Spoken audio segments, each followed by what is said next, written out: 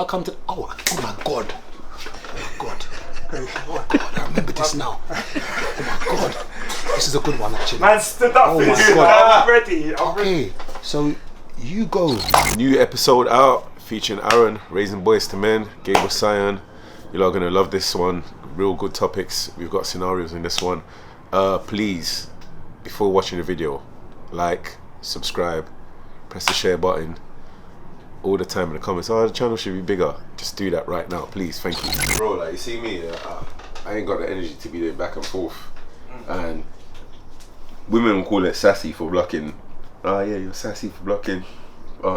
If you call me sassy, you know what I mean? I might as well be sassy. You must have trolls as well, though. No, I've got bare trolls. Like, it was the same. It was the same people. So what I was doing is restricting their accounts, so that when they were commenting, because what would happen is one guy would comment and then tag in other trolls. Okay. Yeah, so it was like there was a gang of them. They were all kind of. They were men that had been. They were clearly against the system.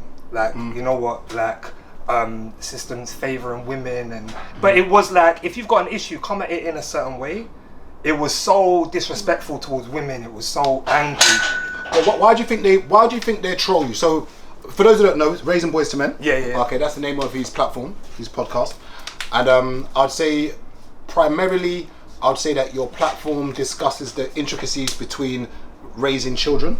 Yeah, co-parenting. Co-parenting, and I'd say when you're saying co-parenting, one would argue that it's basically mum and dad who don't live in the same household. Yeah. Generally. Yeah.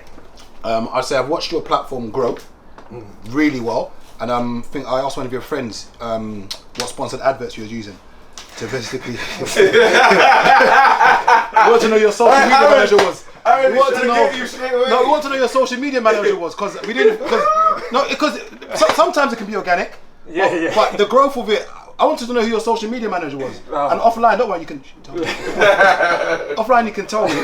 So I'll let you introduce yourself and let people know where you're from, what area you was born in, and why you started the platform Raising Boys to Men. Born and raised Croydon, born and raised. So raised by just my mum.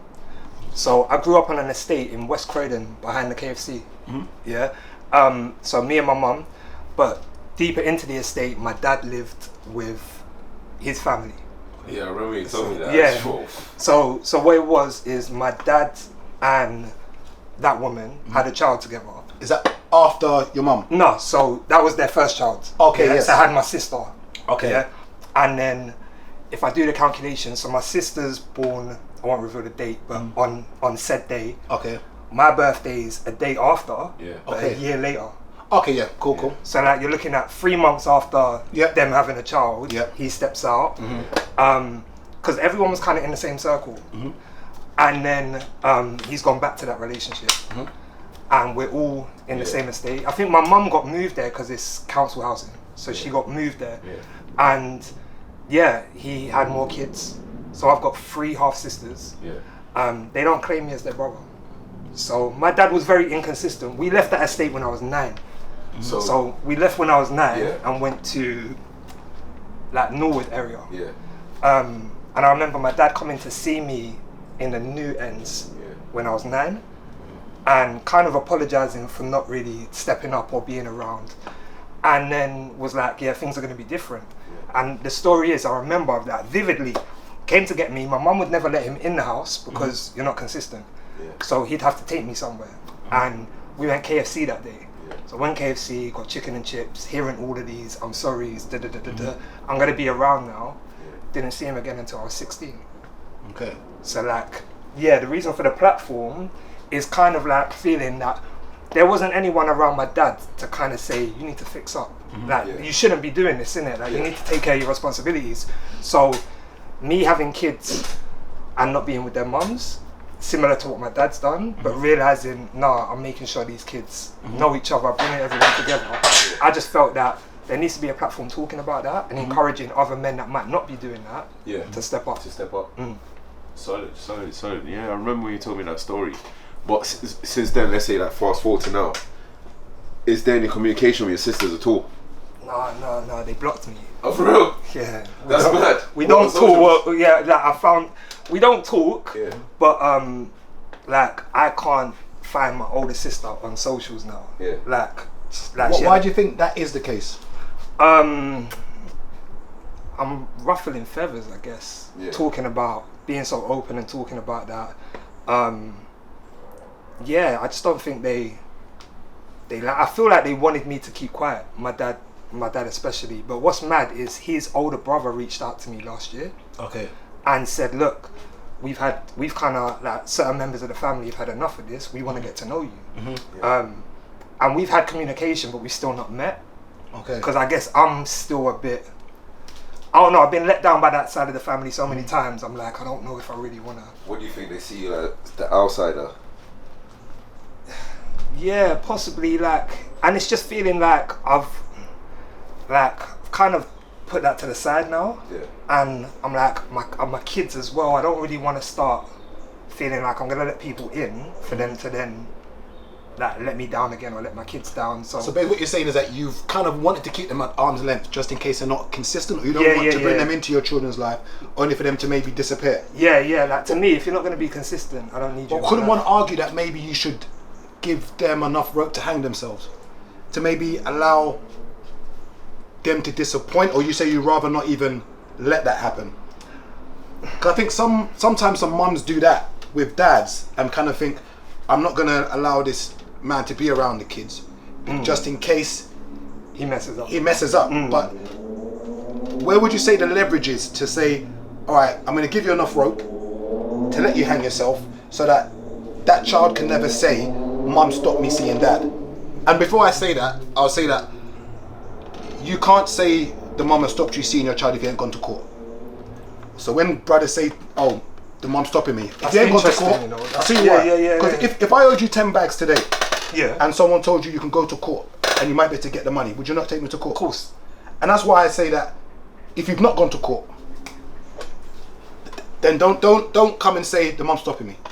But what if men argue that I haven't got the peas? But well, if I owed you money, and I'm pretty sure you would find it somehow to get to court. Yeah. And that's my thing. And it's a good argument, but I think, generally speaking, I can't talk for all men. But if someone owed you 10 bags, and it was going to cost you £1,000 to go to court. Yeah.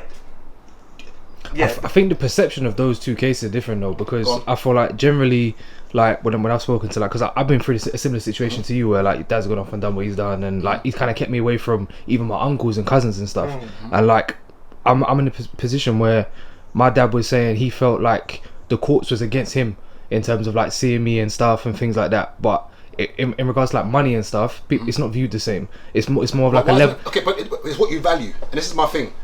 And I repeat the same thing. If someone's done you something wrong and you really want to get to somebody, and someone says there's a strong likelihood. Remember, generally speaking, what I've researched, the only reasons why you probably won't be able to see your kids is if you've been violent, if basically there's neglect. So basically, if you've got personal issues and you're not a clean-cut person, by all means you won't go to court. But if you're on paper, everything is. I don't see how a court is not even going to grant you a day. But there's still guys that they feel like they're legit, and let's say for all intents and purposes that they still feel like if they enter that courtroom, there's still going to be some sort of injustice, because they feel like the court is more so on the woman's side. And you might not get the money. You might not get the money too. Someone owes you 10 bucks. 100%. But go to court. But the initial moment from when you're standing outside the courtroom is like for some people when it's a case of children and women, it's like before I step into this room, they're against me. Whereas like a money thing, it seems more even and level before you've gone into the room. Not necessarily, because you might have a case where it's 50-50. But this is. I get your point, but my point is it's not all cases, but if you value something, okay, and you genuinely, you've all avenues have been exhausted. You tried everything. You don't know where she lives. She's not letting you in the house. What else is there left to do? I agree. You should go. No. I'm asking you. What else is there left to do? No, Gabriel, you see that in his case, in regards to family, remember, he's probably grown all his life without these people being in his life. Once you're used to your way, them being in or out, it don't really matter to you. It's overwhelming as well. Like from speaking to my uncle, he's got my mum's side, the white side. It's a small family. Like real small. There's like a handful of cousins. Speaking to my uncle, he's got like 9 kids. So already just through one person I've got more cousins than so it's like feeling like at this stage of my life, do I really wanna? You might walk past them every day and not even know. No, but that's what he was saying. My uncle was saying that he was showing people videos of me, and they was like, "Oh, we follow him. We didn't even know he was family." But it's feeling like at this stage of my life, getting to know so many people again. Bro, it happens to me all the time. Happens to me all the time. I know the same feeling. Happens to me all the time, bro. The other day, my sister messaged me happy birthday. My dad. I was surprised she knew my birthday. I was in proper shock. I was like, oh, thank you. You know what I mean? It's the same kind of thing like you. My dad's got his family. He's with their mum. They're 5 older than me. The 2 that are just older than me, they check for me all the time. And even I said to my bro, I kind of feel bad that I don't message you as often as I think I should. You get what I'm saying? Because if he don't message me, sometimes I can forget to check up on him. Because I'm so used to them not being in my life. You get what I'm saying? So, and also I don't want to feel like I'm gate crashing you lot's life, because you lot have got your unit. There's 5 of you. My 2 older sisters, the eldest, are twins. They're 10 years older than me. They've never reached out. Then there's one older brother. He's how old is he? Probably like 6 years older than me. He's never reached out. Like, I was in New York one time, and I said to my brother, I swear big bro is between New York and Philly. Tell him I'm gonna come around this time if he's about. He didn't reach out. So last time I went to New York, I didn't bother reach out. My dad lives in New Jersey. Funniest story, I've gone to New Jersey now, and I've gone to a house party with my friend. He's an American guy, but his best friend, she's Nigerian, and it was her brother's birthday, so the Nigerian Igbo. So he said my name, and the mum's heard it. Goes, where are you from? I said, right, I live in London, blah, blah, blah. What in Nigeria are you from? I'm like, I'm from this part, this is my surname. She goes, funny enough, I know someone that surname. I said, oh, that's probably my dad. She goes, what do you mean? I said, oh, my dad lives in New Jersey. She goes, yeah, we've seen him at parties. He's like, my dad's the party boy is lit. You get me? So I started laughing. So she goes, oh, when was the last time you seen him? Like, 91. She's like, ain't you tried to reach? I said, I tried to make communication through my brother, but my brother said that my dad said, if you lot want to be friends with your sibling, that's you lot. I don't have to make. He's not going to facilitate. Yeah. So I said to my brother, cool. So that's why when I'm hearing, when we spoke last time about it, even though I didn't say much, I was like, in my head, I can relate fully. And that's why, I didn't even know that. That's why, like, you not being bad mind, I don't really care if I don't know that side of my family. It is what it is. Well, whose responsibility would you say it is to amalgamate the situation and bring the 2 families together? What time is the parents? No, but who? So for instance, no, my dad. Go on. I feel like it's his. It's like I've got 2 children from 2 different relationships. I'm the connection. Their mums are not the connection, but sometimes when the dad doesn't do it, the mums might get together and say, you know, we're gonna do it ourselves. But from my personal experience, the man, and I think that's what I disrespected. Like, he didn't handle his responsibility. Business. Yeah. And how much would you say? So, how much would you say your upbringing has? How much your upbringing has molded you in a positive way and negative way? So let's say let's talk of the positives. So for instance, sometimes when you're raised by a mum, people often say that there are positives. Yeah. And they say they're negatives. What would you say the positive parts are of being raised by a woman solely? You know what? There's different. Yeah, because just because my dad's not around, there could have been another male influence. True. But I didn't really have that. We had a guy. There was a guy my mum was seeing for when I was in like year 7 to like year 8 maybe. But he was abusive. Okay. So he came to live with us, and it turned out to be quite abusive. And it wasn't until I went to therapy that I was talking to my therapist, and we was reflecting back on childhood, and I couldn't remember years 7 to 9 at school. Okay. And the therapist said, when you go through trauma, you block out that period, and that period happened to be 7 to 9. And it wasn't until I had that conversation I was like, oh, like damn, I didn't even clock that. But when that guy was in the house, just having him in for a period of time, having a man's presence, changed how I was. Okay. Just changed my kind of like feeling like I can't get away with certain things. There's a bit more. So you said there's a bit more discipline. 100%. Okay, and would you say that that's the thing that, generally speaking, boys lack when there isn't, generally when there's not a father figure around? Because having a man in the house doesn't mean he's a father figure. Does that make sense? Yeah. So what would you say? Because I think my mum overcompensated. Okay. I think my mum, and I think a lot of women do this, and I'm not being disrespectful when I say it. I think when there's a lack of a man's presence there, mums can feel bad and allow boys especially to maybe get away with things a bit more because that discipline isn't there. But then undisciplined boys become undisciplined men. And thankfully I wasn't, but there was a period of time where I was a bit of a brat as a child.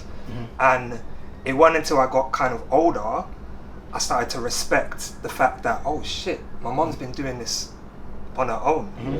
And it wasn't until I got to like 16, 17 that I started to realise like certain things I might have missed out on, and I'm kicking up fuss because I haven't got the latest this or I haven't got the latest that. I'm not realising as a kid it's because my mum's doing it on her own. I'm just thinking, like, Derek has got this and why can't I get it? Yeah, but then you start to realise as you grow and have that different level of respect for the woman that was raising you. Do you think as well, things like that, as you grown older, has made you more grounded? You appreciate things a lot more? Yeah, I think it's affected my parenting. I said this again, going through therapy made me realise that I think sometimes we can parent through our trauma and not realise it. We can pass our trauma onto our kids. So for example, me growing up, I had a cousin that played football. I was playing professional football for a while, and I was like, if my dad was around. Your life sounds like my life. And his dad put. Your life sounds like my life, bro. We probably are, bro. This is the thing. We're the same color, bro. We're in the same ends. You're the same ends. Probably my cousin. But I was like rare, and because of the way the family is, my dad and his dad were actually quite cool. So my dad would see him all the time, but you're not coming to check your. So my cousins would be like, yeah, your dad comes around here now and again, but yet you're not coming to see your own son. But anyway, his dad pushed him into football and was taking him all the time, and I was like, if I had that push, I could have been playing ball. That could have been me. So as my kids are growing up now, what do I want to do? I want to get them into football. Because I'm like, I missed that. And that leads me to the first dilemma, which is basically here. Okay. Alright, so... Great segue. Actually, great. Okay, so there's so imagine, I don't want to use their names. Adrian, okay, meets Diane. Okay, and she's got a 2-year-old. Okay? They get together. They've been together now for 11, 12 years. Oh wow. That 2-year-old is now 13. Their child is now 11. Okay? So imagine this now. So she's got a kid from a previous relationship. Who's 13? His child now with her is now 11. Yeah. So there's just 2 kids in the dynamic. Does that make sense? You'll get that. Now, the 13-year-old goes to public school. Now, Adrian wants to put the 11-year-old into private school. She says that you can't split the 2 of them up, that they both need to go to the same school, or neither, or that kid doesn't go to private school, as in the kid I've got with her. Okay? Should that dad, Adrian, be allowed to put that son into private school because he can't afford to put the 13-year-old in? So his caveat is that, look, I've always wanted my kid to go to private school. I couldn't afford and can't afford to put the 13-year-old in, but I can afford to put the 11-year-old in. Okay? What should happen in this scenario where Adrian wants to put his 11-year-old in, but the 13-year-old goes to public school? Yeah. So I'll throw that to you. You've got 3 dilemmas. That one is sticky still. No, I don't think. I have to do the gentleman press. There's a bit of sticky one still. I don't think it's sticky. I look at it. I don't know how you would. If you got with a woman that had kids, from my perspective, and you're with her for 11 years, that's yours. That child is yours. Okay. So how he's talking about not being able to put, I want to be able to put my kid. Like to me, the 13-year-old is your kid. Okay. Like I wouldn't be separating them. I wouldn't get into a relationship with a woman without the understanding that I'm helping to raise your child, and that child I'm going to look at as mine. The fact that the 13-year-old would have been in school earlier anyway is a bit confusing to me as to what you've only just got the P's now. Yeah, his argument is that he can't afford to do 2, so he's only doing the 1. That's what it is. So basically, he can't afford to do. So he could have at the point the 13-year-old was ready to go to school. He could afford to do that one, but he chose to wait because he can't do 2. So therefore, he let the 13-year-old the 11-year-old go into year 9, and then now, obviously, his whole plan was to put the 11-year-old in. So he's known this all along. Yes, it's not like it's just fuckery. It's favoritism. It's favoritism. Yeah. So what are we saying the actual problem is? Is the problem the favoritism, or is the problem that the two should not be separated? Because it's divisive. Yeah, you can't separate. So which one is it? No, but is it the favoritism, or is it the fact that the two should not be separated? Because her argument to him was that you can't separate the kids. So her argument was that one is going to have a better quality of education. That was her argument. That one's going to have a better quality of education than the other won't, and you're going to end up having a disparity between the two. That was her argument. You're going to cause resentment between the kids as well. Yeah, it's like let's say like if let's say wait because you use the argument about the football thing. That's why I thought it was a good thing to put in. Where one dad was doing all of this football stuff, and doing all of this nice stuff, and you felt you didn't get that same treatment. It's like, let's say if you had a sibling and you're both similar ages and you had different dads, and that one, let's say on the weekends, his dad is proper, let me take... No, wait, let's have a dilemma. Wait. No, I'm going to stay that. We're going to go. Stay with this first. It's just reminded me of something which might kind of relate to that. So the last time I saw my dad was about 9 years ago. 8-9 years ago in Sainsbury's. Bumped into him in Sainsbury's, called out his name. I don't call him dad, so I called out his name.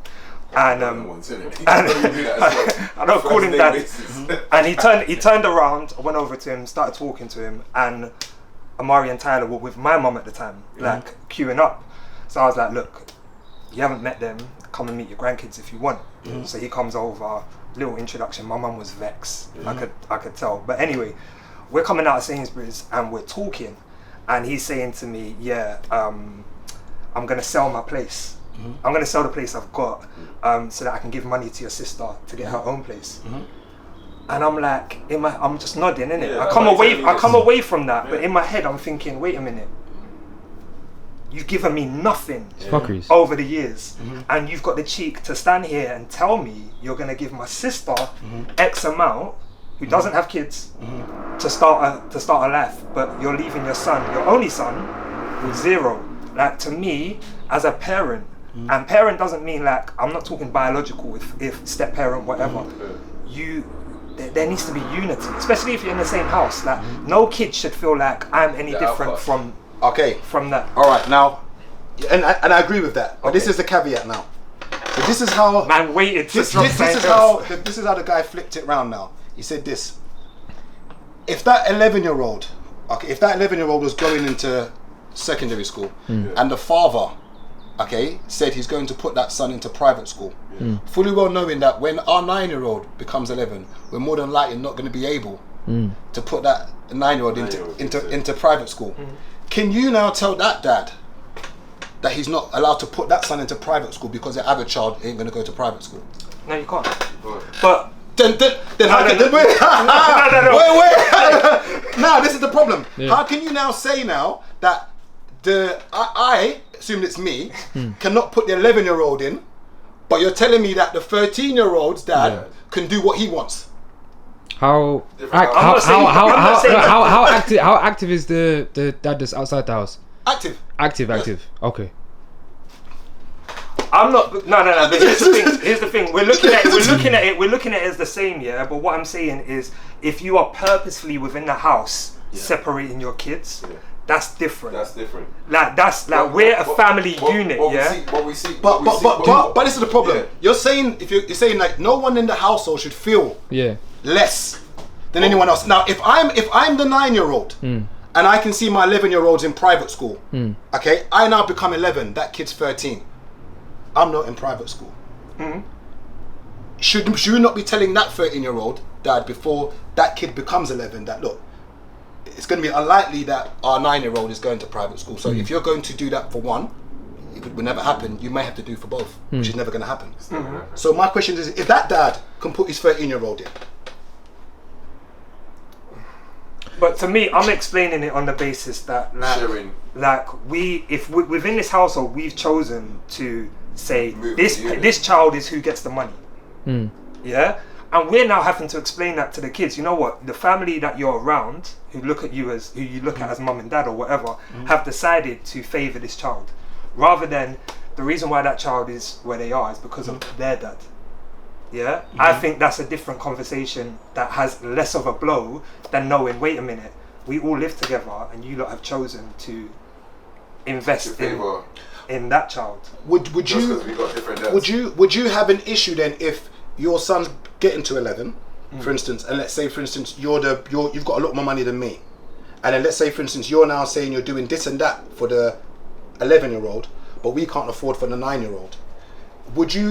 Could the mother of your child come and speak to you and say, look, big man, see this Chelsea scout income, this Chelsea football academy that you're doing, as you know, the 9-year-old lost football as well. So if you're going to be taking yours, you're going to have to do for the 9 because it's clearly causing a problem in the household. Can't really have a conversation with a man that's not the father like that, like outside. But you know what? There's certain men that would actually say you're not. But all right, let's throw something else in. Like, as a man, if you know that another man is funding for your child to do something that you can't afford, are you going to be happy with that? Not at all. Now your ego ego-wise, you should be fine if you put your ego aside. If someone's dad, everyone's dad said, look, I'm going to take yours as well to the Chelsea Football Academy because I can afford to. Your ego shouldn't say to you, it's cool if you take your ego aside. But bringing your ego in, it's hell no. In the same way, nobody, because you can't do it and someone else is doing it, you're going to have a problem. Yeah. But once again, I don't think I could tell you that you're not taking your 11-year-old son to Chelsea scouting whatever academy because you're not taking my 9-year-old. Yeah, no. And you see the problem. It could. The problem also with the ego thing now. Yeah, you're gonna make your son miss out on better opportunities because of the ego thing. Because you feel like, my man is doing more for my child than I am. So now you're feeling like he's looking like that's big bro. Yeah, but back to the next scenario. But back to this, because these are real scenarios. Yeah, but back to this now. My question though is this: is that imagine. when you kind of flip it around the other way, you can't tell someone's dad I think to not do something for that person's child. And I know you say it should be our child now. So technically, what you're saying is that 13-year-old should be my child as well now. 11 year deep. Yeah. You should technically yes, but this is the caveat though: is that yes, it should be, but you cannot tell that 13-year-old what he can and can't do with that 13-year-old's. I think because I could never come and tell you. Of course, You can't tell another man what he can and can't do with his child. I think because both parents are involved, like both dads are involved. I still feel like the dad that's in the house is never going to replace the dad outside of the house. Like you're never going to become his dad. So I feel like ultimately because with him heavily being involved, if they're heavily involved as you say they are, and there's because you can still be dad from outside the house, innit? My youngest has got a stepfather. Yeah. Okay. So he lives. But that he will never be dad. Do you know what I mean? No. He'll never replace you. You only get one dad. Yeah. Because you're active. You see what I'm saying? So the difference. There we go. Yeah. Cool. So I feel like there's still going to be an element of, because they're both involved. Like the 11-year-old is the dad in the house, his kid or whatever, and the 13-year-old is outside of the house. So you still have the main responsibility. So I feel like the dad outside of the house, if he wants to put his kid through private school, do it, and he doesn't have to put the 11-year-old through, and vice versa, because they're both involved. When you say vice versa. And vice versa, if the dad is in the house doesn't want to put the other the eldest through private school, he doesn't have to, because both dads are active. But I would say if there's no dad outside of the house and the sole responsibility falls on you, you can't be divisive and split them up. So what you're saying then in this scenario is that because I just want to use us two here. So let's say for instance you've got the 13-year-old. Yep. I've got the 11-year-old. So we're saying that there's hell no I'm telling you to take your kid out of private school. You probably want to link and fight me. There's no way I'm telling you, look, I can't afford it. So what you're saying though is that if I'm going to pay for the 11-year-old, I've got to pay for your son. As the stepdad. You're the stepdad, right? And you'll be cool with that? No. Your 13-year-old son, I come and link and say, yo, Aaron, big man. Don't worry, man. I'm putting your son. I'm gonna pay. You don't even Hey, no, Aaron's gonna do it like this. You're gonna call him big bro. He's gonna big bro you. You know what I'm saying? I'm imagining. I said you couldn't afford to put your 13-year-old. And I'm saying, yo, how you doing, Aaron? Cool. I'm saying, I'm gonna be putting your son into private school. You know what? I'm just putting myself. You know what? How I'm looking at it is my child's stepdad, right? Like, No. I'm genuinely. I'm thinking. He's gonna watch this. No. He's like Birdman. Like I'd contribute what I could. Yeah. Does that make sense? Yeah. Like if it meant a better life for my child, I feel like I'd say, look, you know what? I can't fork out X amount of grand a month, but let me contribute what I can to that benefit. Like, I don't know. I wouldn't want to take away the child's progression. Yeah. I think that's a responsible and mature thing. But I've seen people in relationships where a brother's bought a bike, okay, for the son's birthday, and the dad's been like, no, I'll get the bike. You can't. What you buy my son a bike for? And then the bike still didn't come for a bit. I was gonna say that. You know what? That's happened. That's happened with football tops as well. Okay. Like, but when it comes to football, that's a different. Whose name's on the back of the top? It has to be the child. Who's first name? First name, yeah. Just throw a little first name on the back of the top. First name. Okay, so like, let's say for instance you've got Future and you've got what's his name? Russell. Yeah, Russell, yeah. So can are you cool with Russell's name at the back of your kid's top? No, that's a fight. That's a No, war. what's my son's surname, innit? But you know what? That's another thing. My eldest doesn't have my surname. Okay. My youngest does, but my eldest doesn't. Oh, for real? Yeah. Okay. Yeah. We kind of like that was kind of decided just before it took place. That Okay. she was, and I wasn't on the double barrel thing. I think that got offered, but so my surname is the middle name. How did you feel at the time when that was suggested? I don't think it. But I was what, 21.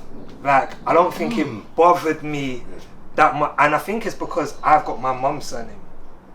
Okay. So I was looking at, you know what, I got my mum's surname. He's gonna have his mum's.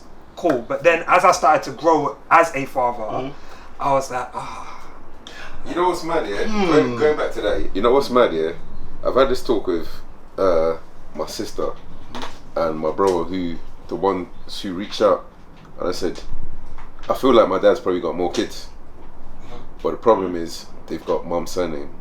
And I don't think there's anything wrong, and people might get at me for this. No, I don't think there's anything wrong with taking the mum's. I'll tell you the problem with that. Go on. You see, when I was younger, if a girl said she was Igbo, I couldn't link her.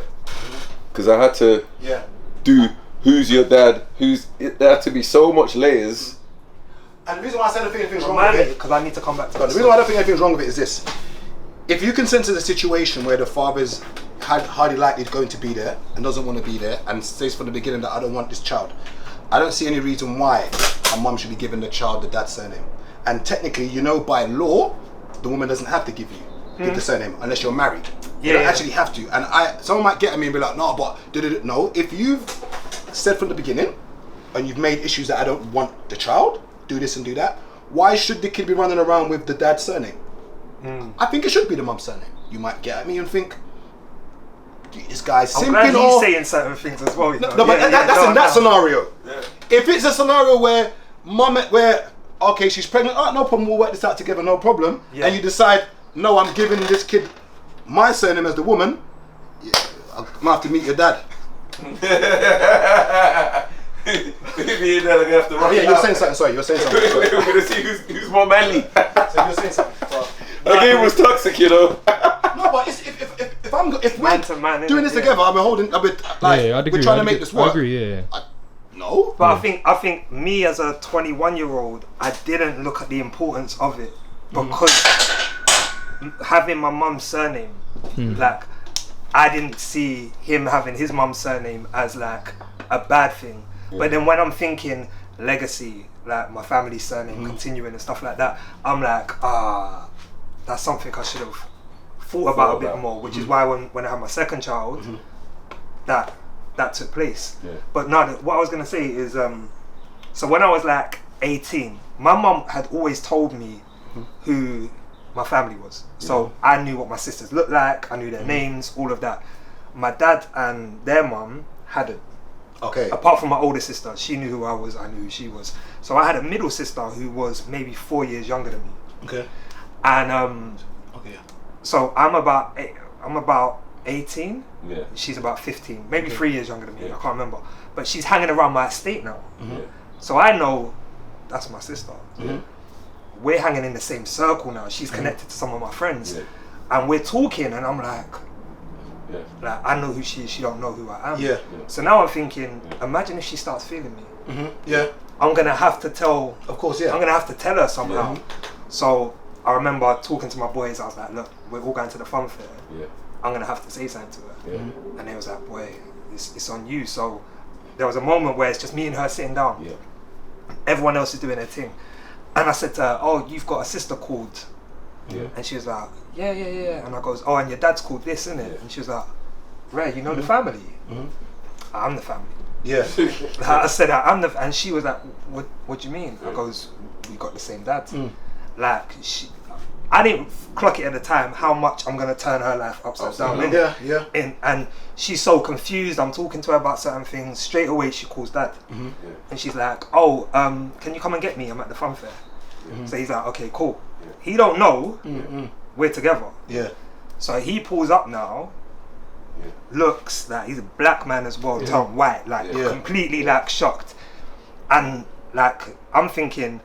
He tells her get in the car, and I'm thinking, Ray, you're gonna leave me standing here. But he says to me, get in the car as well. So I'm in the back, they're in the front. She's going off on him like, how could you? Why has no one told me? I'm just sitting there thinking, shit. And all he had to say was, you need to talk to your mum. He was passing the blame onto her mum. And I just thought at the time, you know what? It's out now, right? We can merge. Everything can be cool. After that, nothing. Nothing. And I'm just sitting there thinking the whole time, like years after that, like this man just refused to handle his responsibility. And I just could never, I couldn't respect it.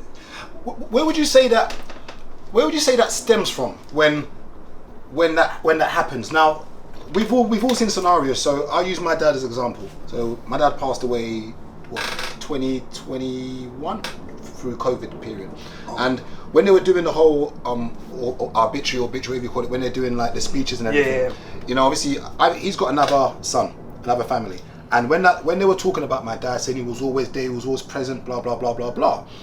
Obviously, I'm sitting there like, bruh. So my dad has the capacity to do this. That's the word, isn't it? It has the capacity. So my question now is, I shouldn't be laughing because I hear the same shit of my dad, and the story that my brother has of my dad are two different stories. The story that my mum has of my dad and his mum has his dad, two different stories.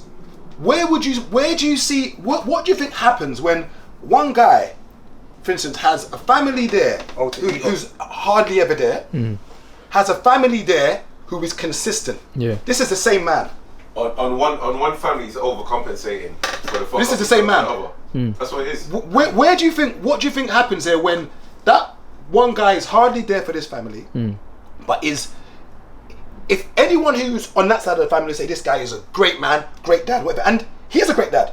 He's a great dad. But what do you think happens where this guy decides, I don't want to be around this woman and these kids, I want to be around these women and these kids? I think it's path of least resistance, you know. So like for me, it's difficult to repair. I think with my dad, I can't say this is speculative. This is my theory. I feel like the woman he was with, he's living with her. Like, you're established there. Like, if you want to go see your son, cool, but you're coming out of the house. Like, as a man, do I risk leaving and losing everything I've built here? You know what? Alright, let me stay here, please this woman. This is the path of least resistance. Whereas maybe another man that has everything he needs can say, no, you're not going to stop me from seeing my child. I feel like sometimes the woman has something to play in the sense of, should she be encouraging, like, should your dad's partner, should she have encouraged him to have stepped up more? Do you see what I'm saying? Like, you want to know what's mad, yeah? If you and your sibling originally went in the same estate when you was young, and if you lot went in the same estate when you were young, and you grew up in different areas, you'd have never met them. I'll tell you why. Like mine, so my sister, she came here, the one who's a year older than me, she came here in 2015 to see me, and she had some other thing to do here at the same time. And the funniest thing, she goes, out of all my siblings, I act like my dad the most. Yeah. And I've only been around this man a few times when I was younger. So it's scary that she said that.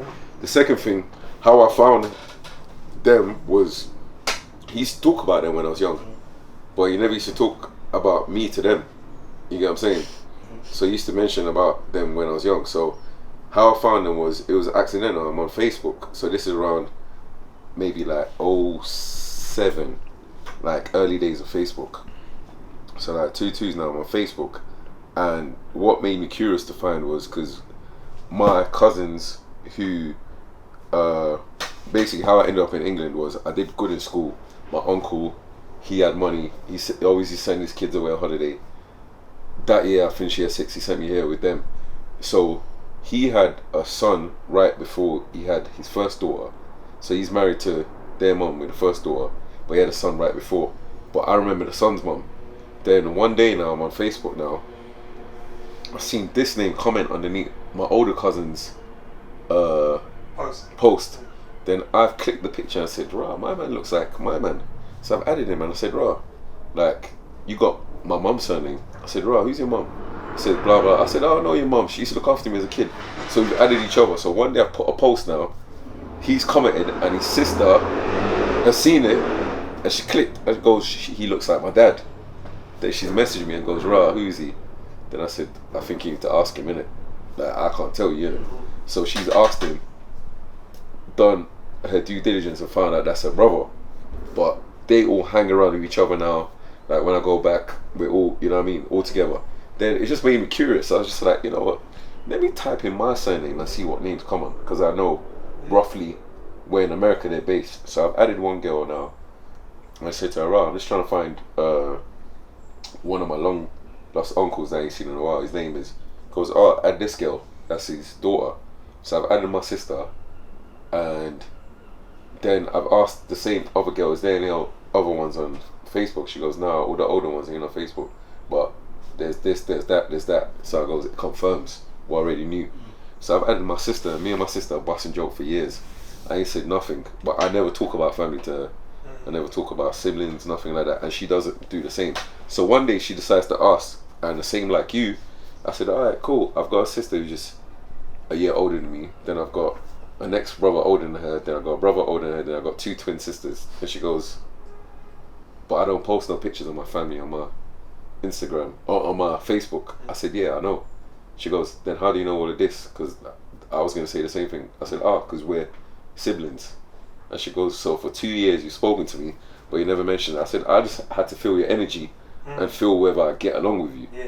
You get what I'm saying? But I'm like, the surname should have been the giveaway. We both got the same surname. The fact is, it should never have been on you. Huh? It should never have been on you. So she asked my dad. Then my dad was denying it at first for time. Then 2018 now, during Christmas, he's admitted it. Then my brother, the one who's just above her, tried to fight my dad and said, oh, when I was younger, I always used to ask that I wanted a little brother, and said, oh, all these times he could have had a relationship with me. So like literally, probably like a couple of days after Christmas, he's messaging me out of the blue. I said, rah, who's this? Then I looked, I said, big bro, you alright? He goes, rah, all this time, blah, blah, blah. Like, sister had mentioned it before, but we thought you was lying and thought it was probably someone trying to scam. And cause my dad's got bare yards in America and all of that, they thought it was someone trying to get into his inheritance. I said, rah, bro, I'm good. I don't need nothing from my man. I said, my man left me in Nigeria. So in his head, he probably thinks I'm still there. Yeah. You get what I'm saying? Not knowing that I've long left close to 30 years and I'm doing me, and you get what I'm saying? So it's one of them things that I can relate to both of you, because me and Wes has had these talks before, and I think with that generation, especially him, he never foresaw the internet coming to what it is. Yeah. So he probably thought, rah, I could have a you here. Well, you could have got away with stuff You like can, that. because when I was little and he used to come check me, he used to, like, this how me and my brother's stories matched. So my brother was bad in school out there. So you know, like Nigerian families, they take the kids back to Nigeria when they're acting bad. Yeah. So one time my dad's taking my brother back for a couple of years. But what my dad used to do was, my dad would come like a guy man, grab me we would go around, do bare little errands. He would drop me. He would take my mum's car and carry on. So I said, "Rah." I said to my older brother, I said, "Rah, you see the car that my dad used to drive? It was blah blah blah. It was a green Golf." Goes, "Yeah, he used to come and pick me." I said, basically what my man used to do was he would run around with me all day, drop me off, come link you. Oh. You get what I'm saying? He goes, then the joke thing is where he was living at the time wasn't more, it was about 2 miles away, but we didn't know. I thought my man was in and out the country, but he was back home for like months at a time. You get what I'm saying? So my brother filled out the gaps, and I just said to him, "Right, I've never wanted nothing from my man." I said, "I've always been one of them people who's always been self-sufficient, but I was clued up from young to understand my mum can't provide everything I needed at that time, and she used to overwork, so I didn't want her to do too much." Like I remember like birthdays where she's trying to throw a big birthday party, and I'm like, "No, don't do that for me." And she's like, "Why not?" I'm like, "You're gonna spend all of this." Because you knew the consequences to. There you go. But that's one of the reasons why, for me, this whole platform was important, because it's being able to reflect and realize, like I said, what my mum had to go through, and to know that there's certain. I think as men, we need to hold men accountable. Yeah, I don't think that always happens, and I think there's men out there. I've got friends out there that don't look after their kids, don't contribute financially, and it might be because, oh no, she's with an ex-man now. Why am I contributing to their household? Okay, is that another segue? I was trying to go to your, but see, we've moved. I was trying to get to over there with the second dilemma, but we've now come here, so we might as well go to this dilemma now here. All right, so same thing you said. She's moved. She's got a new guy now. Yeah. She's with the new guy. Your kid the guy's kid spends 3 days in that household. Yeah. And spends 4 days in the dad's. No. So she spends 4 days in the woman, 3 days with me. Okay. Does that make sense? Yeah, So yeah. it's basically exactly the scenario. It's Sunday, Monday, Tuesday, Wednesday with the woman. Yeah. And then Thursday, Friday, Saturday with the guy. Yeah. Okay. She then wants to take him to child maintenance, okay, because he doesn't want to give her any money. And he said, "Why am I giving you any money when the kid's 4 days there, 3 days with me?" That's what, 60-40 split? Yeah. Or 65-35. Yeah. In this scenario, 65-85. 4-3. 4-3 is what? It's more 55-45, bro. 45. Yeah, it's closer to that. Okay, all right, calculator. All right, scientist. It's still not even. All right, see, got took offense for what, mate? You said 65. I crossed his legs and came with the answer and everything. Jack 3D today. Yeah, mate. So in this scenario, if it's 55, wherever the candidate is, you've got 4 days there. It's not 3 even. days there. It's not even. Yeah. Someone's got to have the day for longer. Yeah. So she wants to take him to child maintenance because obviously, as far as she's concerned, you're not giving me any money. And he's like, "Look, the kid stays 4 days with you, 3 days with me. Whenever the kid's with me, I pay for everything. Yeah. When the kid's with you, pays for everything. He's got clothes there, you've got clothes there. Why am I giving you any money?" Yeah, I agree. See, with something like that, I agree. I feel like the only reason I'd ever disagree is if you know that as the man, you are more than comfortable, and you know that the mum is struggling financially. Okay. Yeah. Now, even though I could say, well, when the child's with me, everything's taken care of, I'm good. You still can't switch off from being a parent just because the child's not with you. So if I know that when my child's with the mum, that woman's struggling, his way of living isn't the same as over here, I would want to contribute financially to ensure my child's comfortable over there. Would you say the standard of living should be the same in both homes? In that scenario. So if you're the dad and you got money, and when the child's with you, life is good and great, but when he goes home, it's like eating rice and noodles. Like, if I've got the money, I always say, why would you not? Yeah. Like, okay. if you know you can, why would you not? That's my child at the end of the day. You know, funny enough here, I know someone who had a similar scenario where the good clothes were at his house, and the crap clothes were at the mum's house. Yeah. And it's like the child had to keep the good clothes here because everything that went over there won't last long.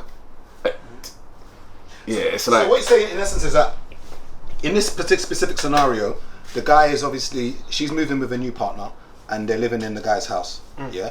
this guy's got the kid 3 nights, she's got the kid 4 nights. She's saying that, you know, you should be giving me some money towards the children. Minuscule, yeah.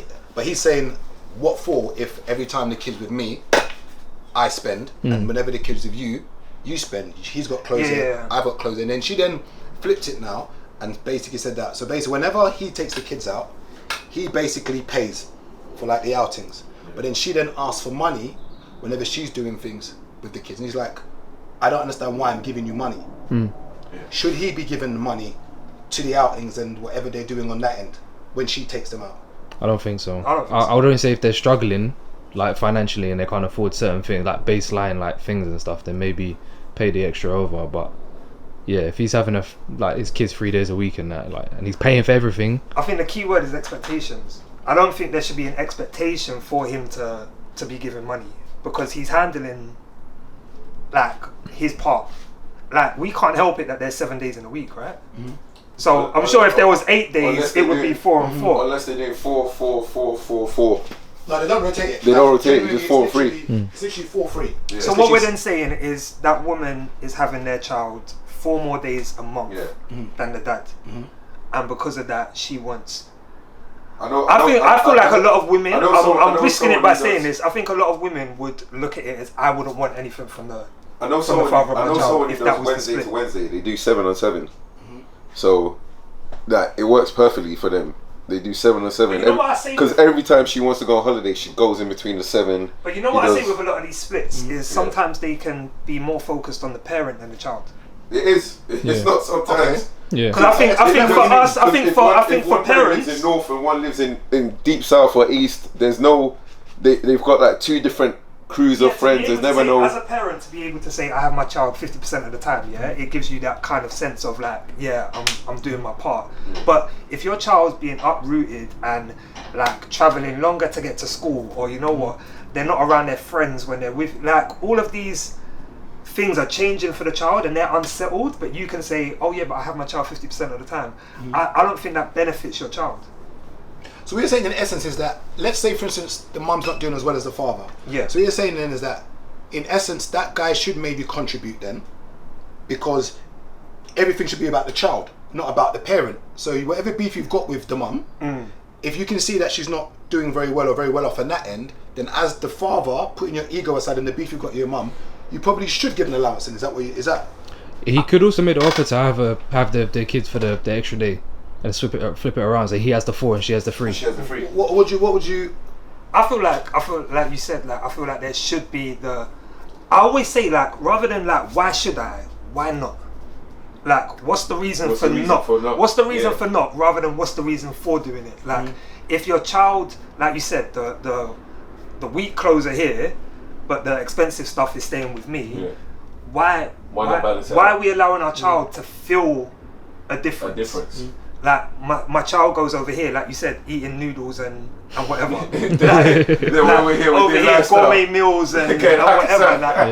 Like, your child is even maybe going to look at the parents different and think, I don't want to be with mum, I want to be with dad. Don't you feel that these scenarios are very dependent on the relationship that you have with the mother of your child? Meaning, if the two of you are very amicable and actually get on, I don't think, and I'm generalizing, the child will notice. I don't think a guy would have a problem doing that. But I think sometimes when the relationship is so toxic between mum and dad, I think this is probably when guys tend to not want to do the extra, which is still bad. I think there's a lot to do with control. Okay. I think, and this is me from my experience, I'll be open and honest and transparent.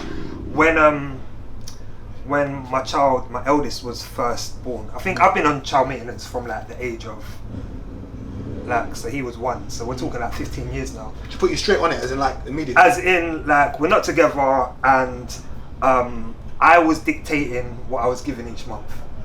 Okay. And it was hand on heart, it was based on how I felt we was getting along. Okay. So if you've pissed me off, like, you know, I ain't really got it. Okay. I ain't really got it. I've only got like a bill this month. And then, alright, you know what, things are cool, here's 2 bills, 3 bills. It's probably what most men have probably done. Yeah. And I remember her saying, right, I'm gonna take you child maintenance. And I was like, well boy, you might get less. And she said, I'd rather get less and know I'm getting less every month than have it dictated by your moods. I don't fault her for doing that. Like, so I was like, like as a man now, I look back on that and I'm like, I totally understand why. And I think that's the control. I think sometimes, because when you think about it, as men, 9 times out of 10, the only control we have is financial. Yeah, over women. In terms of these situations. It's financial. If you're going to prevent access, I'll prevent finances. Or you know what, you've pissed me off, or you've done something, you know what, I'm going to delay when I give you this money. But that is keeping it up here, which is parent level. If we're focused on the child, which is, you know what, I want my child to be comfortable, I want them to be happy, content, feel safe, you shouldn't be focusing up here. You know what, if I have to give an extra £100 a month to make sure my child's good and I've got it, why would I not want to? I think sometimes men, I guess if you're not in the household fully to see how much goes into having a child for maybe 5 days, maybe some men think that the money they're given is sufficient. Because they're looking at, I think as men we look at the money, and I used to as well, we look at the money as like, you need to show me where that's going. If I'm giving you 3 bills a month, show me that where's the trainers that you bought, where's this, where's that, rather than looking at it as that money I'm giving you is kind of like covering your monthly as a parent living with my child. Like, you're gonna buy more food, more gas, more electric, petrol, everything. It's not just this money has to go directly on my child. And you know the crazy thing, like that 3 bills a month ain't nothing, bro. That's £10 a day. Look when you walk out the house, and you might go down the road and you go to the shop quickly. You might walk into like a Sainsbury or something. You buy a little pineapple pot, a little cookies, and a little drink. That's like 2 bills. That's done. So imagine 3 bills a month. You want this for your child. That's gonna probably pay towards their transport going somewhere. Maybe like during the weekend, he might want to go do something with his brethren, and she's like, right, you know what? Hold a little £20-30. That goes towards that. You get what I'm saying? By the end of the week, when he's burning the electric in the house, he's eating. He's eating morning and night. The 3 bills ain't nothing. What's the average? Cause I know you man are good with finances. What's the average salary? In London, I think it's just under 40. It's about just under 40. Yeah, it's about 30, 37ish. So I think you can do like child maintenance calculations, and I think I've done this based on a 30k salary, because for some reason I typed in average salary and it said 29 something, but based on 30k, if you have one child, you'll be expected to pay, and you're not seeing that child, you'll be expected to pay £290 a month. If you were seeing that child 1 night a week, which equates to 52 nights a year, or just over that, because I think less than 1 night a week you fall into the basic category, like just above 1 night a week you fall into the next category. It would be like 250. So if say we're saying 40k, so say on a 40k salary you might be expected to pay 3 bills, 350 for one child. Do you think that is substantial? If you add her 350, then yes. So you're talking 7 bills now. But when we're adding her money, what are we adding that towards? Okay, so you've got to live anyway. So when we talk about the household, there has to be a house anyway for her to live in. But there could be a 1-bedroom. Yeah, but what I'm saying is this: let's say we put the child aside for 1 second. Let's say as an adult, both of us have to live somewhere. Yeah. And let's say, for instance, this child needs to have a bedroom. If assuming that I've got my own place, my child has a bedroom here, so we've both got bedrooms. Okay. Yeah. So I think that caveat of the room and the room, if there's a room there and a room there, it dissolves that, because we both have to live somewhere. Let me go on and jump in. Let's say that the man, because I know for me, I was living at my mum's like till I was like early 30s. So if I was living with my child, I wouldn't have been able to have done that. Okay, cool. So let's say the woman has to now get a place.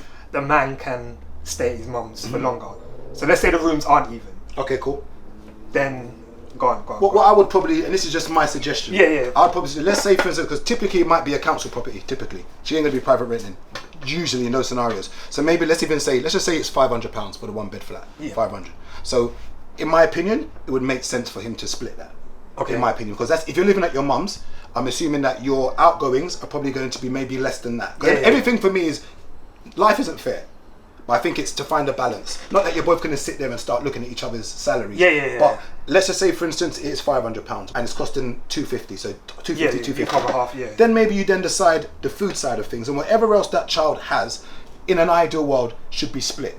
In an ideal world. Okay. That's my opinion. But if, for instance, everything's about how long that child spends there, and the same with child maintenance, I guess they look at that too. It's calculated, yeah. And I think most scenarios, most dads are weekend dads in most scenarios. I think. Yeah. Or every other weekend. Or So rotation is different. Yeah. If you pick that child up on a Friday and drop the child back on a Monday, what this next dilemma was, we won't go to because of time, is that his argument was that anyone who knows they have children knows that the most expensive time to have children is on the weekend. Am I wrong? Would you?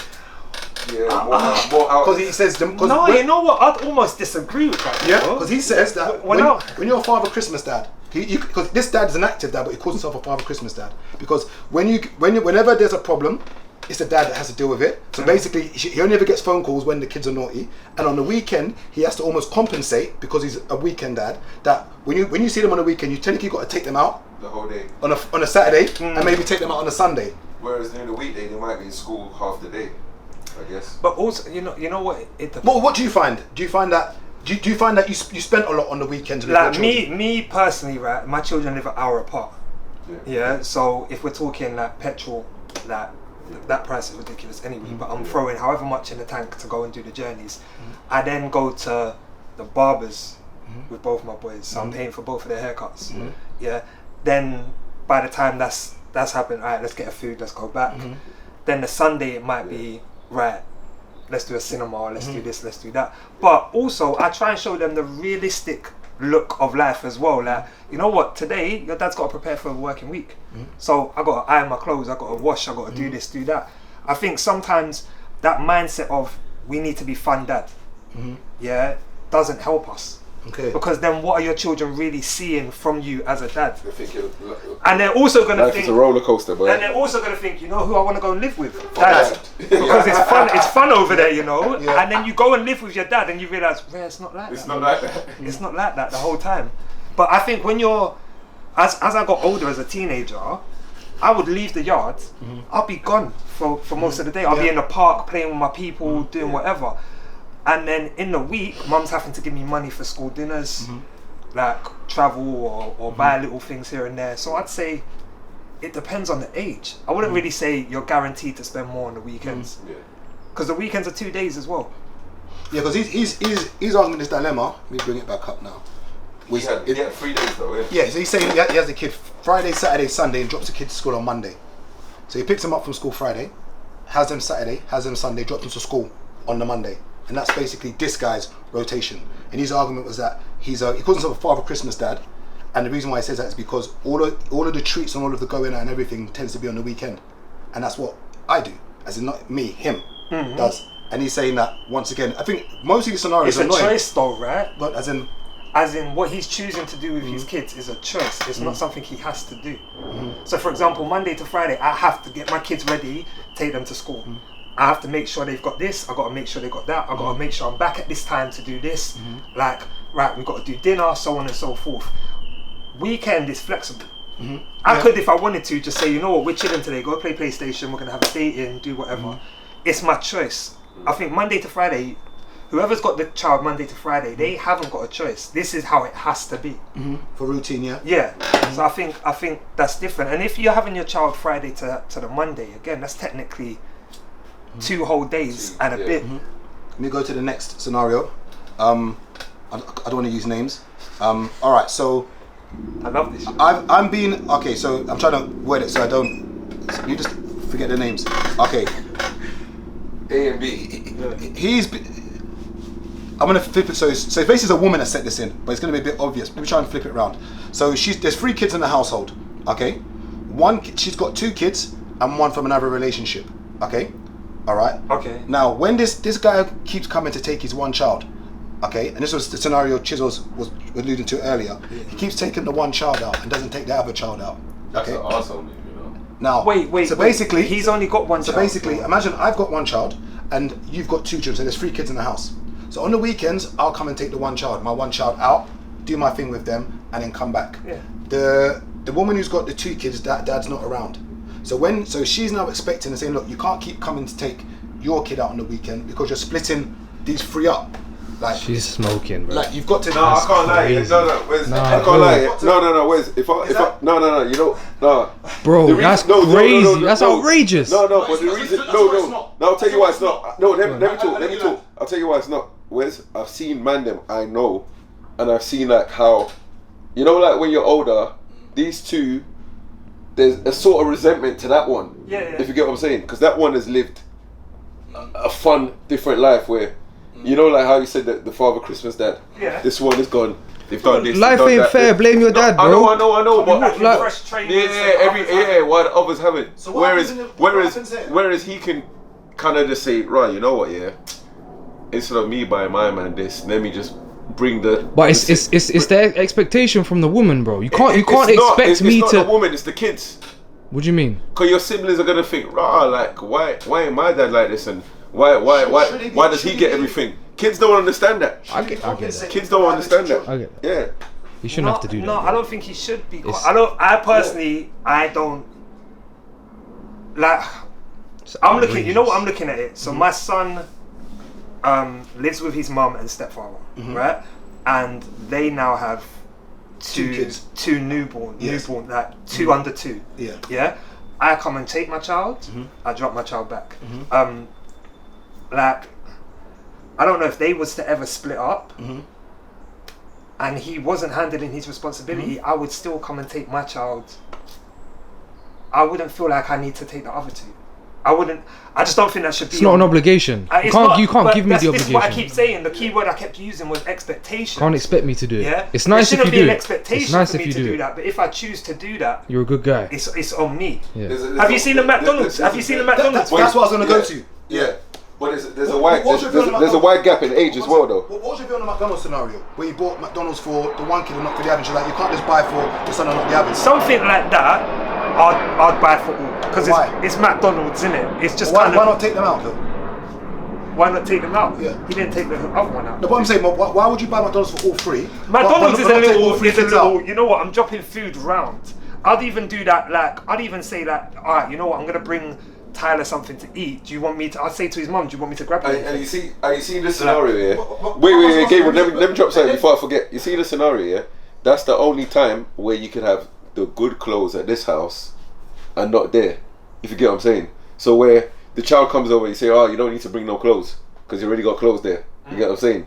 Because now, if all the time the splashy stuff is coming to this house and the other kids are like, rah, why is he in 110s? Because your dad's a waste man, bro. It's not my obligation to look after you two as well. It's not.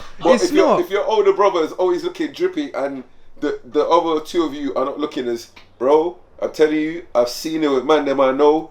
Them two have turned road to try and match up to my man. That's and it's just. I get it, but it's still not his obligation. That's life. Your dad's not there, and you made that decision. I'm blaming the woman at all for any of this. And one thing I don't want this conversation to be, because yes, we often absolve women of all accountability when it comes to this. At no point have we had a conversation that said maybe a mum should have taken better decisions with the men they chose. Yep. We never say that. We never say that. It's always the man's fault. He should have strapped up. Yeah, we always say it's the man's fault, always, in any scenario. And I will say that at this particular age now that we are as men, we probably need to stop saying that we got trapped. Oh, facts. Because we know the consequences. we know the consequences. And if you're going to have unprotected sex, yes, you didn't want to get her pregnant. However, we're now hitting 40. We know what happens. We've heard every story when we was 21. We've been through this enough. We've done it enough times to know that strap up, bro. Yeah. Like regardless of whatever the scenario is, we know what happens in it. But we always absolve women of every form of accountability in these scenarios when it comes to the mum-dad issues. It's very rare that we point a finger to the mums because why? We were raised by mums. And there's a soft spot sometimes for our mums. And we don't want to take the mum title away from our mum and strip her down, suit upon, but just kind of look at her as a woman and say, okay, what part did my mum play in this? Yeah. Because it's not every scenario where the dad, and by all means, in my opinion, there's no excuse ever for not being there. And sometimes you'll say, I told her I didn't want to have a child from the beginning. And That's a very good argument, because if the woman decides she doesn't want to have a child, that's it. That's it, and it's her body. Yeah, and she should be entitled to that. Yeah, we can't argue that point. Yeah, but, that's facts. But when someone says from the beginning, "Oh, I don't want to have a child. I don't want to have a child," there's no leverage for any man to ever. How can I word this? You're still the bad guy. Whereas on the flip side, a woman decides she doesn't want to have a child. I think that's the end of the conversation. But like you said, as it should be. Yeah. Our decision comes before the sexual act takes place. We've got a decision. Do I enter without, or do I enter with? But you have less opportunity to pull the plug though. Yeah. Along Because the line. after that may be the only decision you get. Yeah. Mm-hmm. So make it a wise decision. Because after that, all of the decisions are hers.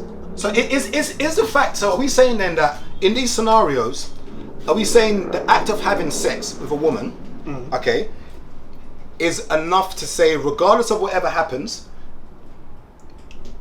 that is it? You laid your bed, you made your bed and you laid in it. Mm-hmm. And the point is that we don't want children being raised without their fathers. Yeah. So when we let's now flip the scenario and say when we have sperm banks, and when women go to those places to have children. Yeah. Are we saying that in that scenario, for a woman to say, I'm going to have a child and I don't care whether or not the dad's around or not, that this is fine too? Where there's no dad around. That's a great question, bro. That's a great question. Is it I swear, ain't it America one of them places that people have tried to... You're not allowed to, by law you can't. Huh? You can't go, you cannot know who the dad is. Yeah. What, never? No. No, but... They sign, and it's a form that I researched before coming here. People try to use that... the dad is, you cannot go, you can try and use your own way and find the dad, if you can. Use that 22andMe, them DNA things to try and find the dads. You can, but yeah. My thing is, do you see this? Before we end, do you see this as a problem? Because we're all talking about men not being imagine you're taking responsibility. So strong, that you bump into your actual you. In this scenario, it's not a big scenario. But if someone goes to a sperm bank because I want to have a child and I don't care whether or not the dad's around, because that's what it is. Do we see that as cool and okay? I don't. It's rough still. I've never looked at it like that, because I feel like the absence of a father in the home is massive. And if you're going into something intentionally as a single woman saying I'm aware of the absence of a father and I'm cool with that, because then you could look at like gay couples having children. But let's answer that one first. Are you say yes or no? I'm putting you in a corner right now. Are you happy with the scenario where some women go to sperm banks to have children and they don't care whether or not the father's present or not? Because obviously clearly the father's not. That's the whole motive. I'm not happy with it. I understand it. I'm not happy with it, but that's not just on the women. That's on the men that are also saying, "Have my sperm." Whoa! Wait! You can't blame men in this one. No! Hear me. No! You're not going towards men. No. There is no. Hear what I'm saying. There is no scenario where man's in the bottom. No. You didn't let me land. Go on. You didn't let me land. What I'm saying, is a woman can't do that without what? Okay. Without the sperm. But the sperm can be there for couples and stuff though. But there's a bunch of different reasons. Here where I'm not saying men are at fault, but what I'm saying is that's what it sounds like. No. That was quicksand. What I'm saying is, as a man, I wouldn't give my sperm away. Yeah, because I want to be involved in my children's lives. So as a man, by giving my sperm away, I'm saying I'm cool with not being involved in my potential child's life. Yeah. So in those scenarios, what I'm saying is we're looking at it from the woman's point of view. Raising a child without a man, she's going to the sperm bank in order to do that. But the man is given the sperm the intention of. Yes, but let's focus on this. Let's focus on this. The woman is intentionally going out there to have a child with no father. The father of that. I don't agree. I don't agree with that. Because when we're doing this whole talk about, I don't like that. And this doesn't absolve men running away. There's no excuse. However, our point is about fatherless. Yeah, I don't like. I think your child growing up has a right to know who the father is. I feel like if I'm being raised and I have no idea who my dad is, I can't find my dad, all of that. It's wild. What is it? LeBron James? I don't know what it is, but I don't know how we've always allowed that scenario. Man walks in with the milk. It doesn't absolve men running off. But my thing is that when you look at it, the act of sex is what we've said a man has to be around because he's had sex. Doesn't matter what the sex was for. The moment you've had sex with her, unprotected sex. Yeah, unprotected sex with her. Yeah. This is you, bro. Whereas, cool, and I agree with that. On the flip side, when we have a scenario, a woman maybe she doesn't get on with men, or maybe she just doesn't want a man, but wants children. Yeah. And she goes to a sperm bank to have kids. As a single parent. Yeah. Everyone has a right? There's no anything. Yeah. And don't get me wrong, they're two different scenarios. Whereas sometimes a woman might just want to have a kid, and this is the sex we're having. I'm gonna have this kid. And that's fine. That's a prerogative. And as a man in this scenario, should strap up. You should. So in your and I'm a hypocrite because I have unprotected sex. I'm a hypocrite. So throwing the question at you though. Yeah. Like if a man does have, say for example, man and woman, they meet, right, and they agree to have sex, bareback, and he's like, look, if you get pregnant, I don't want to be involved. Yeah. She's even like, look, don't worry, if I get pregnant, I'll have an abortion, whatever. She gets pregnant, she decides to keep the child. Do you feel like he has a right now to say, I told you, okay, I don't want to be involved? Now, what your right is and what your conscience does are two different things. Yep, facts. He can decide to run off. Child maintenance will find him, whether it's £1 or £2 or 50p or whatever. Only if he's on the system. My dad was never first. Sorry, my dad. It wasn't until I sat with my dad when I was 28 because I wanted answers to questions. Right? He said, it's funny because the other week I got a letter through from child maintenance. He'd never been on the system. He'd done illegal activity. So he was never legally on the system. As soon as he got his mortgage, he's now on the system. They was able to find him and said, you owe X amount of £1,000. But it was never to my mum. That was to the government. But yeah, that made no sense to me. We was in the government and said, right, we still go eat. There was rubbing hand like Birdman. You're saying something? So you were saying like, so the two people are having sex bareback, unprotected or whatever. The guy says he doesn't want a kid. The girl says, if we have a kid, I get pregnant, I'll get rid of it. And then she ends up keeping the kid. I think that's fuckeries. No, I tell you what it is, yeah? That's fuckeries. What you're right to do and what your conscience allows you to do. Some people can sleep at night. Some people need morphine. Some need Valium. Some need weed. Some need Ibo and Shayo. Whatever allows you to sleep at night. See, one thing I've learned in this world is what your conscience. Okay, everyone's got skeletons in their closet.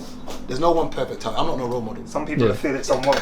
It's what the right. You got a right to step away. You have a right because no one can force you. They can force the money from your bank account. But no one can force you to legally go and see your child. But that's a piss take though. Even though like to be put on child maintenance after that situation, I feel that's fucking. I don't. Why do you not? And I'll tell you why. And somebody might shoot me down for this too. No, go. I'll tell you why. We've got to get to a point as men where we like when you're maybe 17, 16, 15, you can talk about being trapped. You can talk about that. When you're in your 26, 7, 8, 9, 30, at this particular age, we know the game. There's a child here now. She's decided to bring this child here. Whether it's £1 a month child maintenance, grab you for, or it's £10 a month. Unfortunately, this child needs finances. However, there's finances. The being there now is whatever you want to do. Whatever your conscience bites you, it's fine. But some monetary value. Unfortunately, the kid is here now. When people say, "Oh, but you should have strapped up," okay, cool, kid's here now. Like, she said she was gonna have an abortion. Okay, I'm not saying it's not to be paid, but it's unjust. It's a piss take because there was an agreement. It doesn't. Oh, so the agreement means nothing. We both agree. If this was business, mean nothing. That's the whole point. It does mean nothing. It means nothing. Why? Inside her. Because that's the end of it. We're not legally signing a document. You're taking my word. I'm taking your word. Just like I could say, look, if you if anything happens, I'm gonna be there, and I choose not to be there. What's she gonna say? Oh, that was Liberty's now, but we agreed. Just like if I get that, but do you still not like? I'm just kind of trying to point out morals. What's morally right? Exactly. Is different from and I get that. What your conscience does, and what is the right, what is right, are two different things. And I said, for me, what's ethical and moral are two different things. It's ethical for you to be there, be there. But what your conscience and this is but I say that whatever lets you sleep at night, whether it's Valium, morphine, Ibo, Shayo, whether it's pornography, whatever allows you to sleep at night, because it's you that fights your own demons. And that's the reality. We all have our vices, innit? It's you that fights your own demons. And we can sit here as men and complain about women all day long. It's the same argument. Our dads have got jackets for kids that don't belong to them. It's the same argument from years ago. Nothing's changed. Yeah. People say that, oh, our grandparents have got kids everywhere. Our dads, like, there's mums, there's people right now. Some of you watching this right now, your brother's not your brother. Facts. No, that's the harsh reality. It's something like 21% or something like that. Yeah, I think it was like 20. Is that 21%? If your mum, let's use your mum. Let's say Darren's mum is married and Darren's mum gets pregnant. Yeah, and they're married, and she's found out that she's pregnant and she doesn't want to do an abortion. Do you really think that? Oh, not with the marriage. Yeah, so she's got pregnant with another man cheating. Do you really think she's going to break up her happy home? She's having that kid. They're having that kid. They're having that kid. How many times have you heard it come out where a woman's come out and said, "Oh, whilst the marriage, when the kid's young, like just pregnant now, it's not your kid." When have you heard that? Or we've cheated, so we might need to do a DNA test. Name it even just in Hollywood films. Forget even real life. Nah, that comes later. That happens. That never happens. Like the child's 16, 17. But I see when men cheat, it's different because that woman is outside and she clearly comes usually and say, "Hey, look, man, like, look." And she's American. She's like, "Hey, we got Bethany, man, like, shit, you dirtbag." But I'm telling you, even as a man, if I got pregnant, say I was a woman and I got pregnant and I'm married and I've cheated, I'm keeping quiet too. Yeah. It's fucked up. You want to know the percentage? Hey, you know the percentage is high in Nigeria. Very high. No, it's higher than here. Very high. So here's about 21%. You know the difference. It's a lot higher over there. Difference, like back in the day with our grandparents and that they had multiple kids, but they were never gonna contact each other. Like you said, social media comes in. The chances of you now being able to put the pieces together yourself are a lot higher. Being able to get away with it is different now. My granddad, he had bread in it, so he didn't have to duck and dive. There was no hiding. Originally had 40 kids. Then during the wartime and all of that, loads died as infants, but there was 8 women, but they all knew each other. That's different. I just wanted to ask a question, yeah? Do you think, like, a man with 2 baby mums is as attractive as a woman with 2 baby fathers? No. The man with 2 baby mums is much more attractive. By far. Do you know why? By far. Because a lot of time. Because a lot of time the kids are not with him all the time. Alright. So that's the reality. If he now has no kids and has custody, he's unattractive to women. Okay. But still as unattractive as the woman that has the. I'll tell you what it is, yeah. Sorry. Yeah, no, go on. I tell you what it is. It's time. Yeah. See what it is, yeah. When a guy's got 2 baby mums, yeah, it's usually maybe like a Father Christmas situation where it's like you don't really. Sometimes you can go to a guy's house and never know he's got kids. There's nothing at the house to show. You go to a woman's house with kids. There's toys. There's evidence. You're stepping on, and it's the time. Yeah. That's why it's less attractive. It's restricted. But you're restricted. A woman's. I always look at it as if I get with a woman that has children, her restrictions can become my restrictions. Yeah. Because I can only do what you're available to do. But what I was going to ask is, would you rather a woman with 3 kids and 2 baby fathers? 3 kids, 2 baby fathers. Okay. Wait. Yeah, no. 3 kids, 1 baby father. 2 kids, 2 baby fathers, or 3 kids, 1 baby father?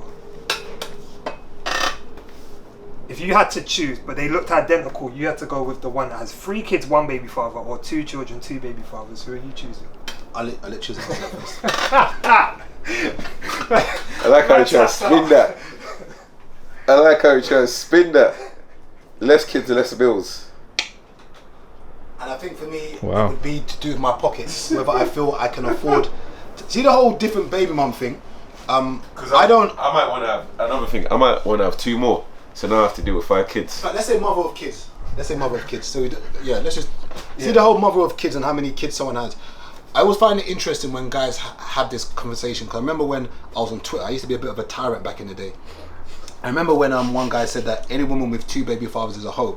And I said to him, but you and your brother have different surnames. and he wanted to come and fight me. And I said, if any woman with 2 baby mums is a hoe, then your mum is one too, because you and your brother don't have the same dads. He actually wanted to fight me. He was in my DMs. Now, for me, when it comes to someone having kids, I'm more interested in who the father of your child is. Because in a scenario, if you're saying 3, one's got 2 baby fathers, one's got 1. Okay, cool. Who are these men? Am I going to have problems with these men? That's more my concern about someone who's got kids. I don't care about they're different whether you got 2 or 1. It's okay. Who is the father of your kid? Let me get the profile of him.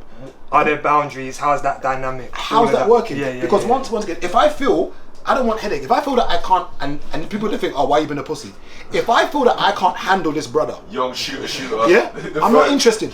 If I and someone said, oh, you been a pussy? If I feel I can't handle him, like if there is some conflict, and I feel that I get to the yard, and he says, and I feel that I can't. I'll be real. If I feel that I can't handle him, like I can't hold him. Hey, shut up, man. Shut up, man. To the yard, it says 10% of starts. If I feel that there's gonna be some kind of thing, I'm not interested. If your baby father's 50 Cent. I don't want any headache. No, have a baby by me. If your baby father's be a millionaire. No, it's true though. It's true. It's not who he is. I think as men we eye up the other man. We want to know how that is. That's my main thing. I don't know who he is. That's it. Can't go stress. It's how you deal with conflict, and that's with all relationships. How you deal with conflict. I can't go into business with somebody who's too hot-headed. Because how are we going to deal with conflict? Like, it's just how we deal with it. If there's a problem in a scenario, both of us need to be level-headed, where we know that it's not personal. We get over it the following day. Yeah. Not that way we have an issue. No. It's done, you know. Done. Yeah. Would that be an issue? Would you be able to date someone who their baby father is a wealthy celeb, like 50 Cent, for instance? I'm too insecure. Or I'll be honest. I'm too insecure. Or even worse. Would you be able to date someone like Lauren London? No, that's a different. Her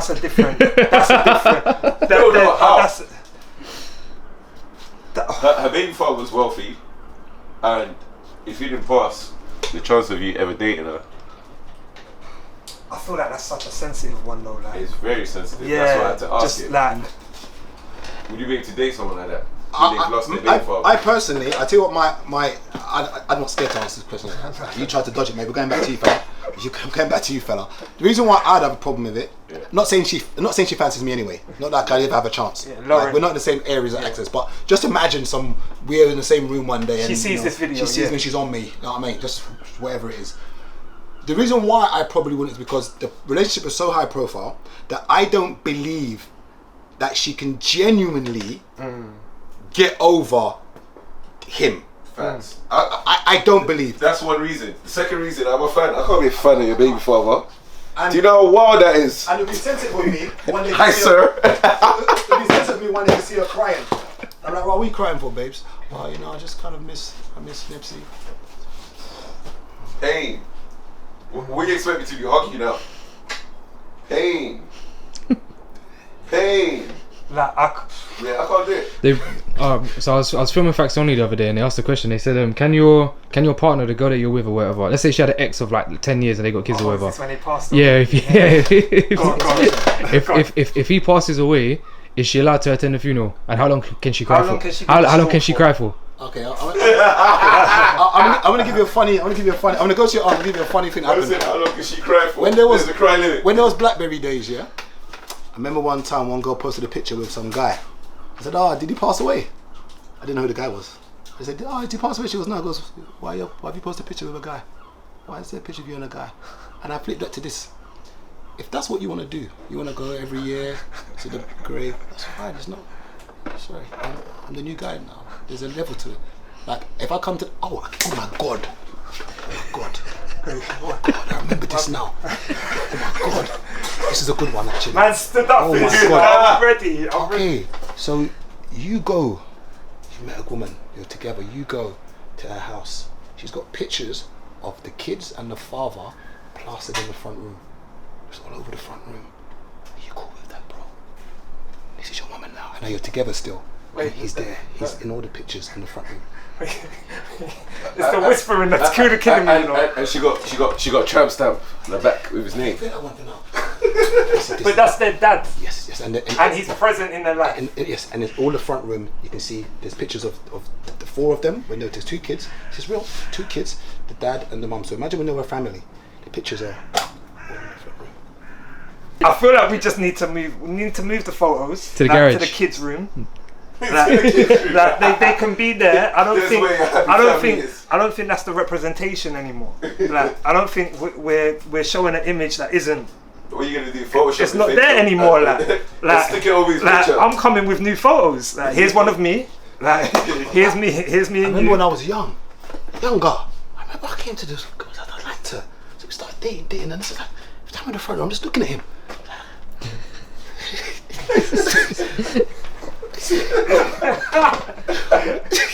Oh, you suffered, innit? Why is he in the front room? Why is he there? You suffered. And then when I brought it up, she was like, what do you want me to do with them? I said, like, this is reality. Like, I've had children with someone, and we was together, and I was like, should they go in the bedroom? Should they go in the kids' bedrooms? I feel like, wow, that's. I'm saying they gotta go. I don't know about They you. gotta go full stop. They gotta go. And the kids' bedrooms? If the kids want them, yeah, we can't force the kids to have, yeah, happy to your dad because I got a new man. That's mad. So kids' bedroom, they can go in the kids' bedroom. If they want to. But in display, like in the front room, in the corridor as you're walking in. Nah. I don't think outrageous. an outsider should be able to walk into that house and feel like, rare. He's still around. That's your man. Do you see what I mean? Like, I think it should be a clear, like, you got pictures of you and the kids and their dad can be in their room. Like, You know what he probably done. Yeah, he's probably a toxic dad. If you say right, Like, future. You see with the child support thing, probably said right. Child support will give you this, but if you leave my pictures up there, I'll probably give you like 2 bags a month. That's you know crazy. what? I'm uncomfortable. Like my issue, I think my issue moving forward. My last relationship, there was a baby father around, and I was always of the mindset that he wants you back. Yeah. No. He didn't. He had no intention of meeting me until he thought he had dirt on me. Okay. Yeah, and then he was like, "Yeah, I want to meet this man." Found out the dirt wasn't dirt anyway. Yeah. And then it was just making things difficult. But anyway, we went through a bit of a rough patch. Broke up. They got back together. Within weeks of us breaking up, they got back together. Man became the show. That's crazy. Yeah. But then here's where I went wrong. Okay. We then got back together. After them. Wait, what? So GBG, get back gang. wait, hold on, wait. Safe space. Whoa. It's a safe space, yeah. So what This ain't happened? safe, bro. Yeah. Safe space. Toxic masculinity runs rife in this room, So- bro. So they got back together, yeah, and then her understanding was I thought you was completely done. So I was doing it for the kids. Okay.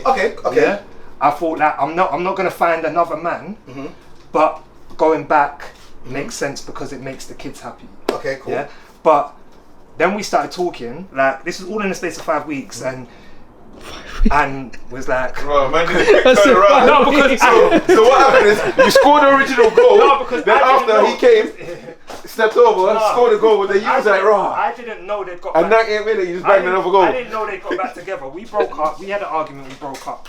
And then within that period of time, I'm just seeing certain things where I'm like, right, he's around a lot more now. And then 5 weeks later, we start talking about getting back together. And she's like, I need to tell you something.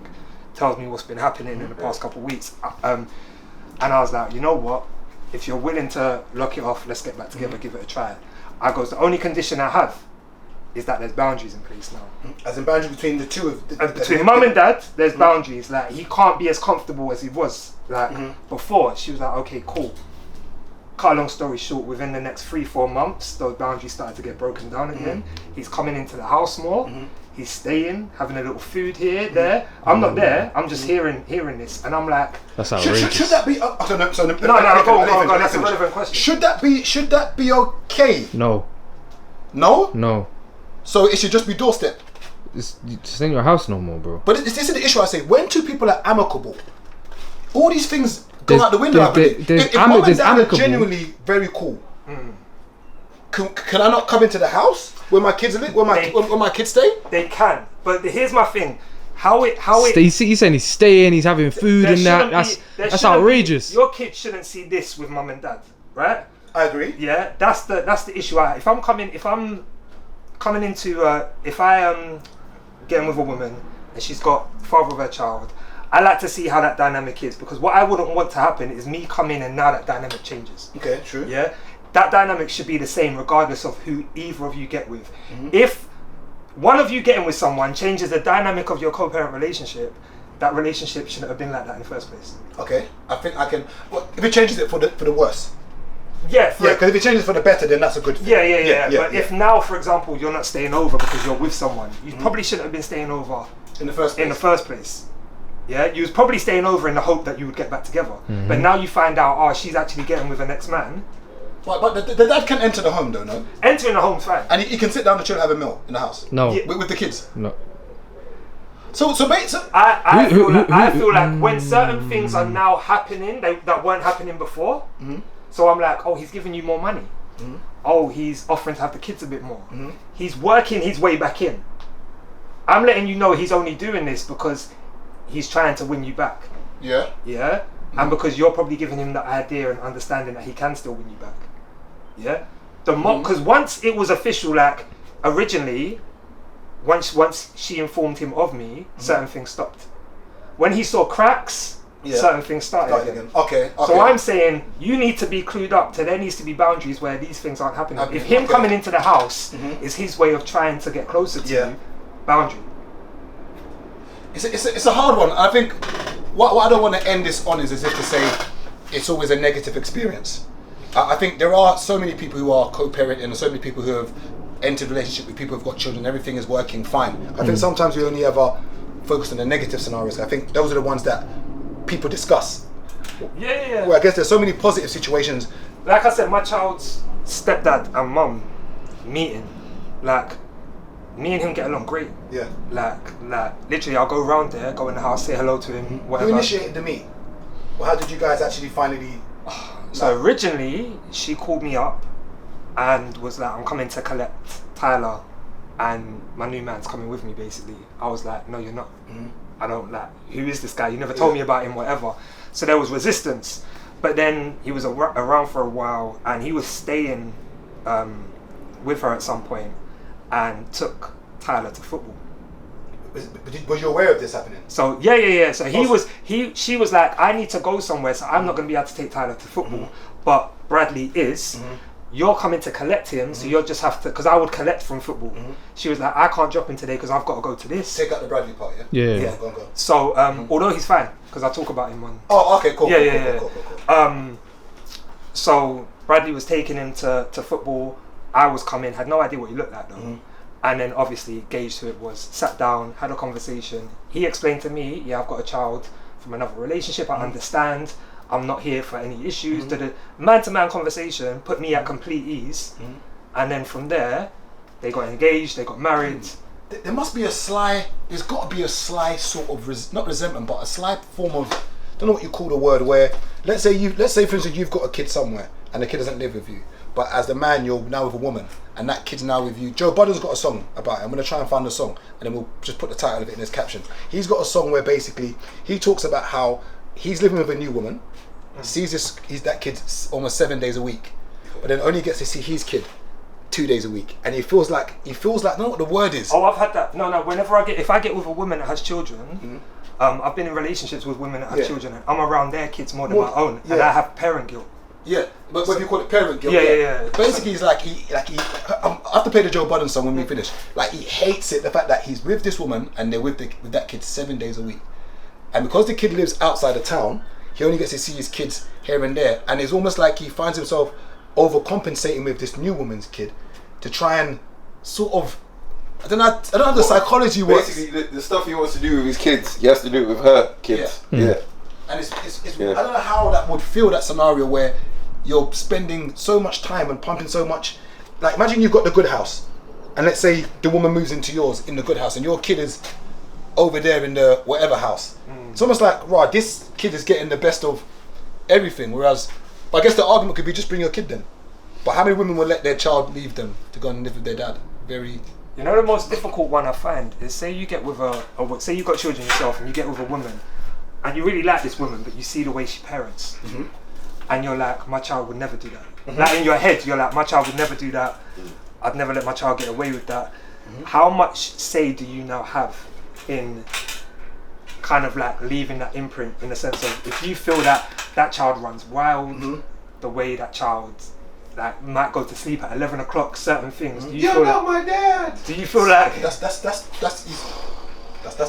answer.